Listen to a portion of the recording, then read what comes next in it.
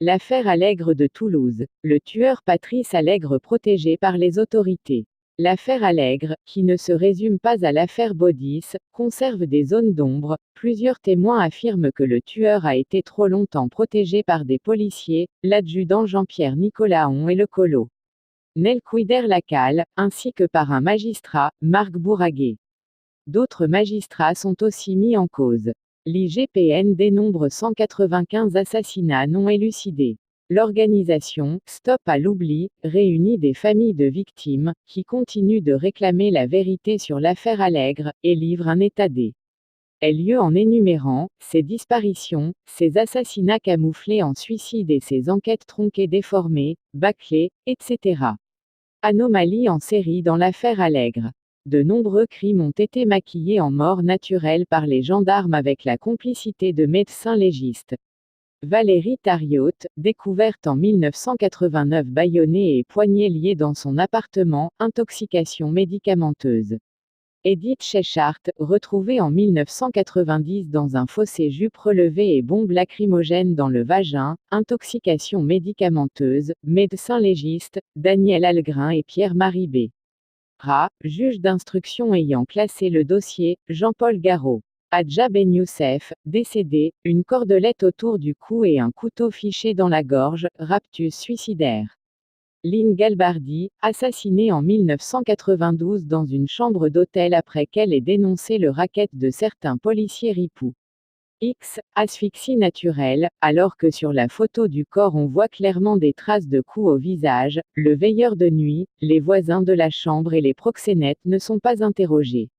Jean-Jacques Allman, son visage porte la trace de coups, son corps est entravé de plusieurs liens, il a un bloc de béton au pied. Malgré l'évidence, et l'opposition des parents, les médecins légistes Daniel Algrin et Pierre-Marie Bras concluent au suicide.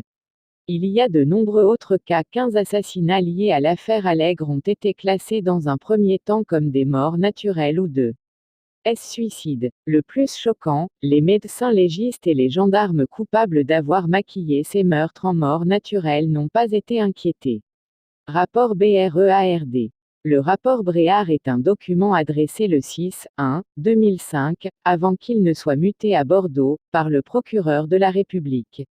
Michel Bréard, du parquet de Toulouse, au procureur général Michel Barrot. Ce document numéroté 8 PG 05 et ses annexes, 93 pièces, dans lequel sont consignées divers pages V d'audition met en cause les agissements et les relations d'un magistrat, Marc Bourraguet, qui à l'époque des faits était substitut financier du procureur de la République, à Toulouse. Voici la synthèse des observations contenues dans ce rapport. Affaire de la prostituée Lynn Galbardi.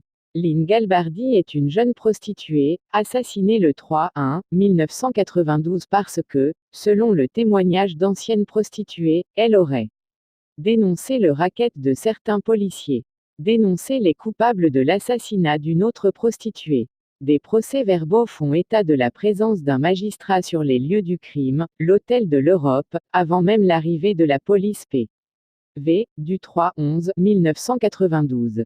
Plusieurs auditions de policiers et d'un commissaire, PV du 2-12-2004 et du 12-2-2004, témoignent de la présence de Marc Bourraguet, qui avait démenti le 23-7-2003 avoir été sur place, tout en convenant qu'il n'était pas de permanence.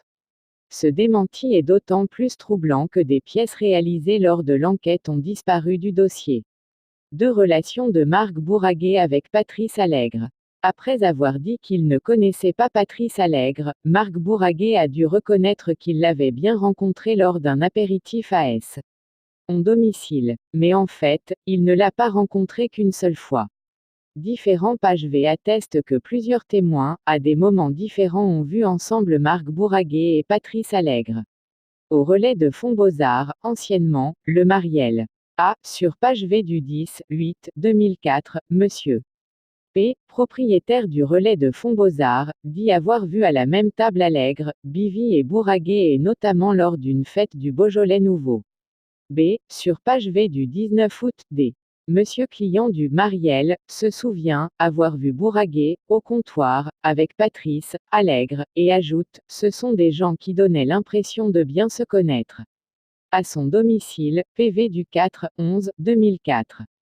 Riyad Kouka, ancien restaurateur, affirme avoir surpris des visites d'Allègre au domicile de Bourraguer. 3 rapports avec Florence Khalifi, Fanny. Ancienne prostituée, elle affirme connaître Marc Bourraguer.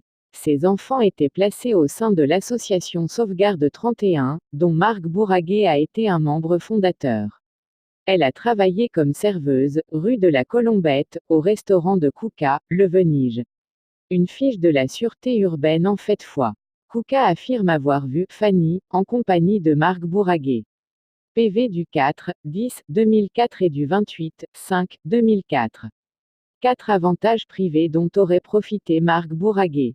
Il est étonnant que les dénonciations réitérées de l'administration fiscale concernant Marc Bourraguer aient pu être ignorées de sa hiérarchie et notamment qu'un dossier pénal le mettant en cause ait été instruit par Marc Bourraguer lui-même. Différentes affaires montrent que Marc Bourraguer aurait profité d'avantages privés de la part de différentes entreprises. Pour mémoire, le 23 octobre 2003, dans les colonnes du journal Le Monde, l'ancien président de la Cour d'appel de Toulouse, Jean Wolf, déclarait: il n'est pas exclu qu'il puisse y avoir des policiers ripoux, ou un substitut ripou. Malgré les demandes réitérées de l'association Stop à l'oubli, ce rapport Bréard n'a jamais été rendu public. Le témoignage de Djamel. Autre point troublant, le témoignage bidon de Djamel qui avait permis de décrédibiliser par amalgame les témoignages des prostituées de Toulouse et fourni à Claude Labre et Francis Spinner, respectivement amis et avocats de Dominique Baudis, des arguments massus pour tourner en ridicule les témoignages délirants de l'affaire Allègre. Ce témoignage bidon de Djamel a été obtenu par Florence Boukia de France 2 de façon très suspecte. Djamel avait tenu devant tous les journalistes qu'il rencontrait des propos parfaitement incohérents. Les journalistes oublient de mentionner ce point.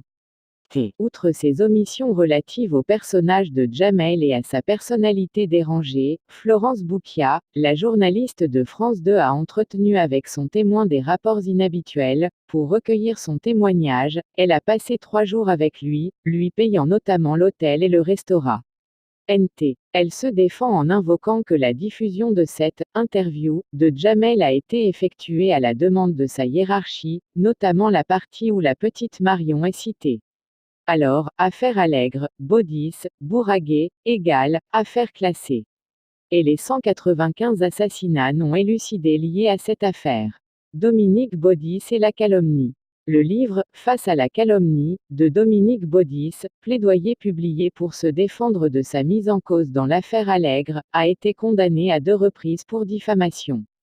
Contre l'ex-gendarme Roussel, à l'époque directeur de l'enquête, et contre un journaliste de la Dépêche du Midi, Gilles Souille.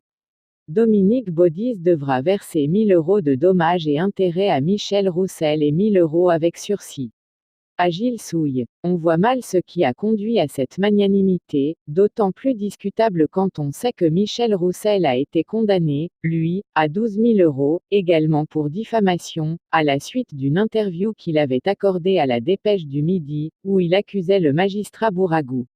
Et d'avoir menti à la justice, toujours dans cette affaire Allègre.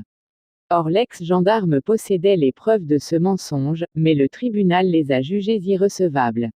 L'un, Roussel, dénonce un mensonge avéré, proféré par un magistrat devant la justice de son pays. Cet officier public a prétendu ne pas s'être trouvé sur la scène d'un crime alors que sa présence est attestée par les procès-verbaux, le témoignage d'une journaliste et de 2 policiers.